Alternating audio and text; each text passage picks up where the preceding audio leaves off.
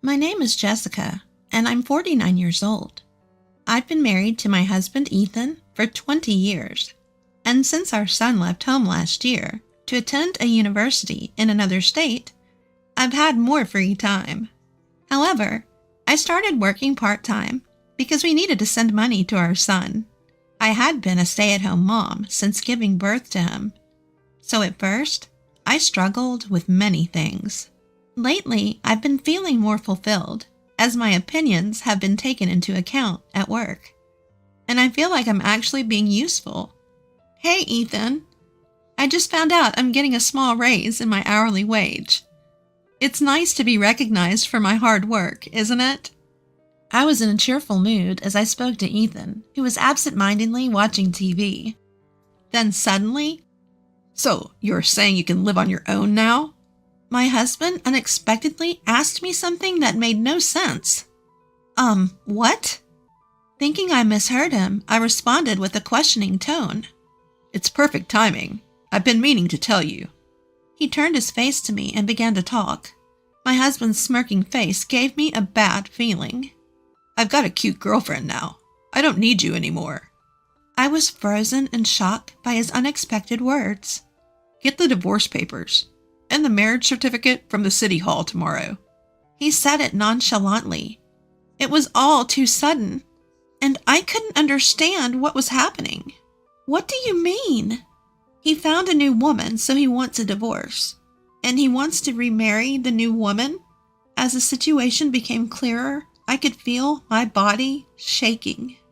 Seeing me like that, my husband sneered. "I can still live as a man. Unlike you, who gave up on being a woman a long time ago. It's been so long since we stopped having a relationship at night, there's no point in being together anymore." How rude and outrageous he is.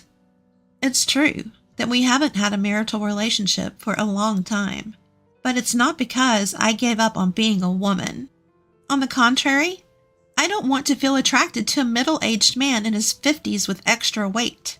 Angry and somehow amused, I burst out laughing. I'm tired, busy, it's a hassle. You were the one who kept avoiding me with those excuses. Now suddenly you want to live as a man? That's hilarious. Then my husband's face turned grim. "What's so funny? Don't mess with me, old lady."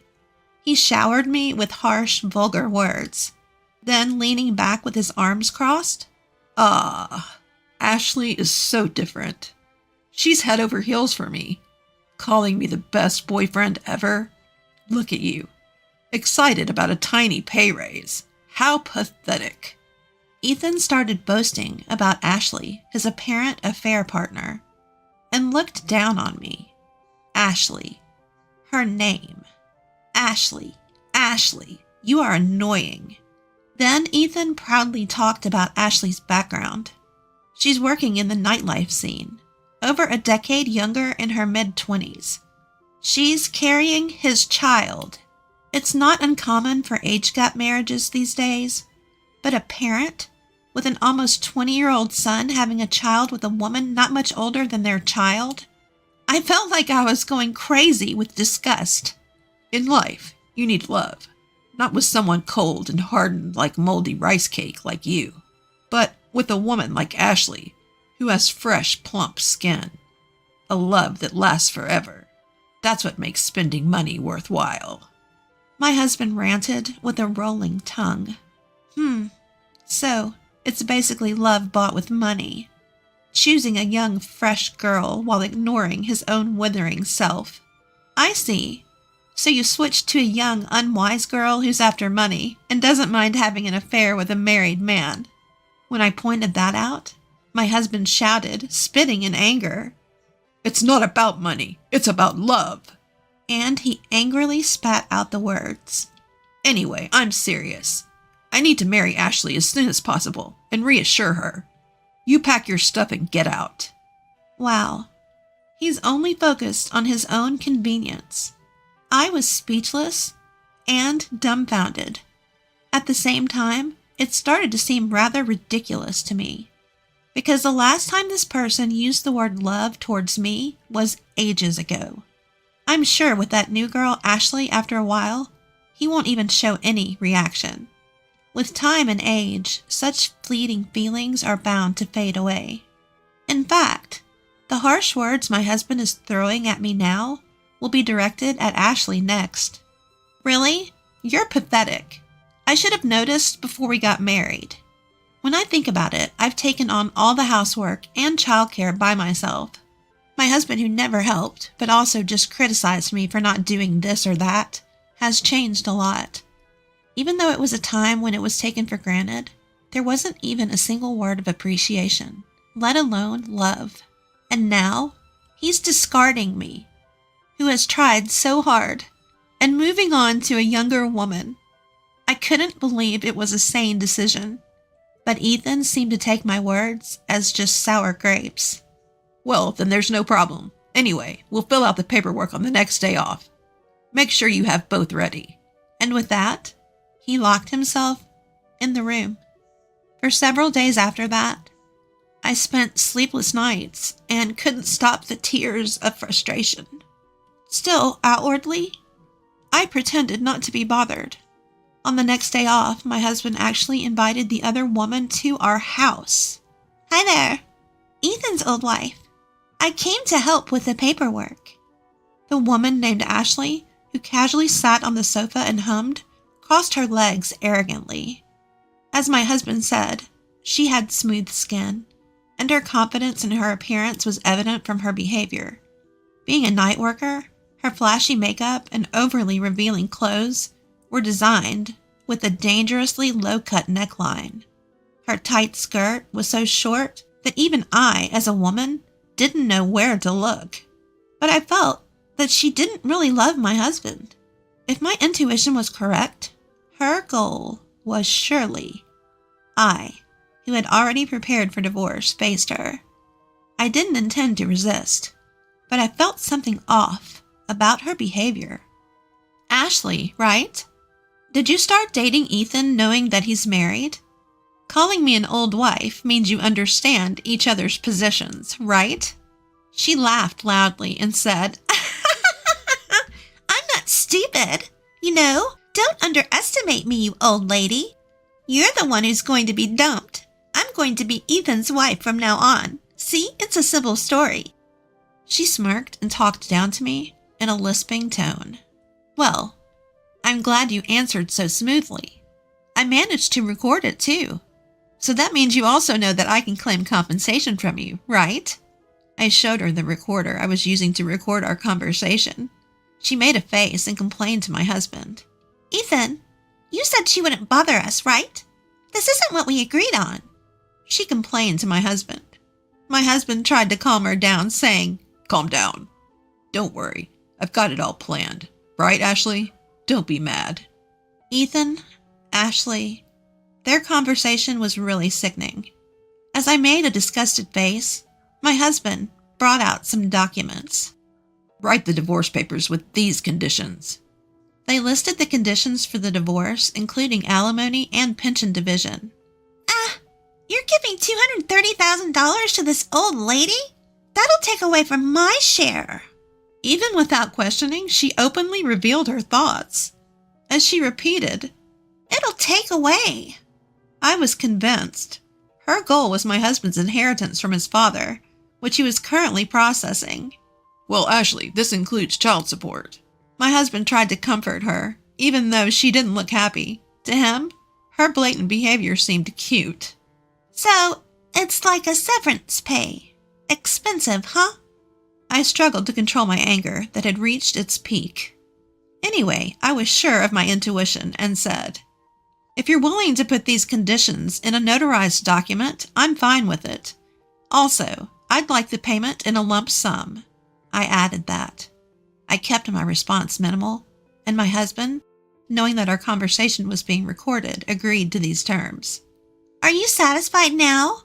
While I was talking to my husband, that woman had been bored and urged us to finish the divorce papers. Old lady, make sure to leave by the end of the month, okay? I'm canceling my current place.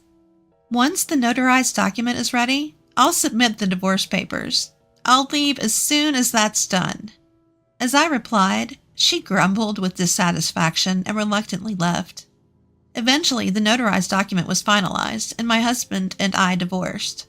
Then, as if she had been waiting for it, that woman came to kick me out.